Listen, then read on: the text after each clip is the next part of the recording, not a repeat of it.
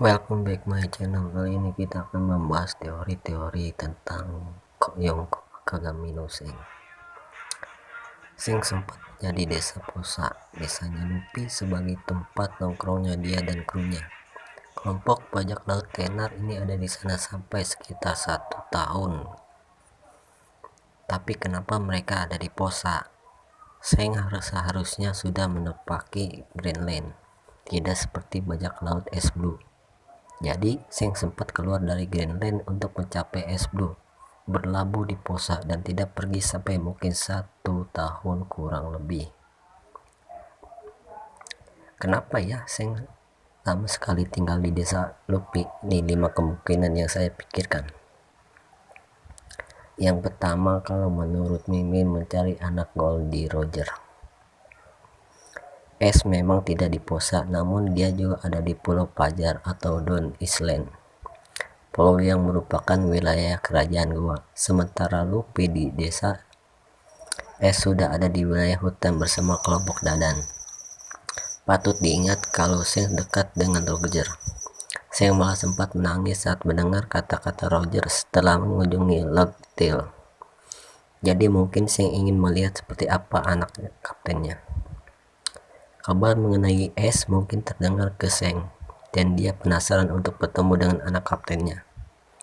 Namun, Seng tidak bertemu es. Dia berjumpa es saat es sudah jadi bajak laut. Kemungkinan yang kedua, apakah berhubungan dengan Rod Poneglyph yang hilang? Saat Rod Poneglyph keempat hilang, Seng adalah salah satu yang dicurigai mengetahui lokasinya. Berhubung dia adalah anggota kelompok Roger yang masih aktif. Terakhir terlihat Rod Poneglyph itu ada di Fishman Island. Di samping Poneglyph permohonan maaf Joy Boy. Namun saat Luffy mengunjunginya, Poneglyph itu tidak ada. Mungkinkah Seng memindahkannya? Kalau iya, lucu juga ya. Bayangkan, Luffy harus kembali ke Posa karena Seng menyembunyikan Rod Poneglyph keempat di sekitar situ. Tapi jika Rod Poneglyph keempat diletakkan di es Blue, para Yonko seperti Big Mom dan Kaido mungkin memang tak menyangka hal itu.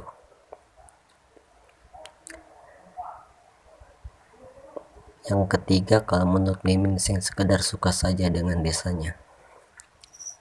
Dari yang kita lihat, Seng bukan sosok dengan wilayah kekuasaan seperti Kaido dan Big Mom, apalagi si Rohige.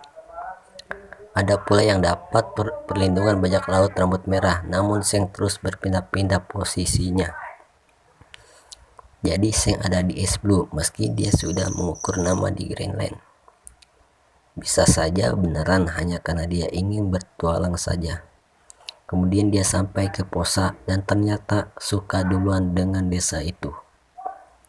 Mengingat seperti apa sifat Seng, alasannya bisa jadi memang sesederhana itu. Selain itu, Posa juga tampaknya aman. Selama setahun di sana, tampaknya Seng tidak mengalami masalah dengan angkatan laut. Dia hanya berurusan dengan bandit remeh seperti Higuma. Bahkan Grab pun tak balik ke Posa selama Seng di sana. Ada indikasi Grab baru berjumpa dengan Seng dewasa yang di Marineford. Tak heran juga kalau Seng ingin memanfaatkan tempat seperti itu untuk bersantai. Kemungkinan yang keempat karena Luffy.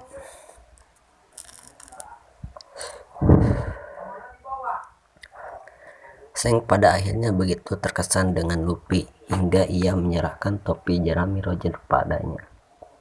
Padahal sudah mengenakan topi itu sejak dia masih di Orochimaru. Saya sebenarnya curiga kalau Seng sebenarnya ingin menjadi sosok yang menemukan harta sejati Joy Boy, karena kaptennya tampak terlalu cepat untuk mendapatkannya. Tapi ia lalu menyadari kalau dirinya bisa jadi bukan sosok yang ditunggu Joy Boy. Begitu Seng menemukan Luffy, Seng bisa jadi merasakan anak itu memang bisa jadi sosok yang dinanti kaptennya. Lalu dia menetap sampai sekitar setahun untuk melihat perkembangannya.